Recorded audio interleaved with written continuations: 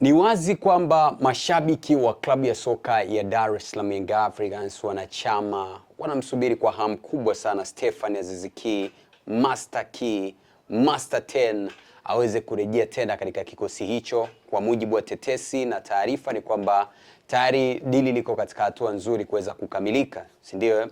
Ni kitu kizuri kwa Aziz Ki kurejea tena Yanga, na ni anarejea katika kipindi ambacho Yanga pia inahitaji wachezaji wengine bora zaidi kuingia katika kikosi chao. Yaani naiona Yanga ikiwa busy sana katika kuboresha kikosi katika kipindi hiki.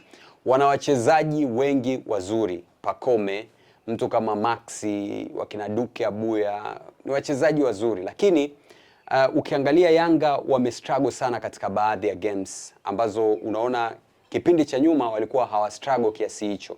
Lakini katika hichi kipindi cha hivi karibuni Yanga wana struggle. Kwa sababu gani? Wachezaji wengi wamewatumia sana. Sasa wanaonekana kama kuchoka. Alafu hakuna ile backup ile nzuri ya kusema kwamba Pacome hayupo atacheza fulani. Yaani hawajatengeneza mazingira ya kuwa na backup nzuri. Kwa hiyo wame struggle sana. Kwa wachezaji walionao wanahitaji kuweza kuachia baadhi waondoke na kuleta wachezaji ambao wanaweza wakapenetrate na kufanya vizuri kwenye kikosi wakiwa na morali na nguvu ya kuweza kupambana. Sasa hapo lazima kuna wachezaji wakubwa tu wa kimataifa wataondoka pale Yanga. Wewe ni nani ambaye hautamani aondoke hata iweje?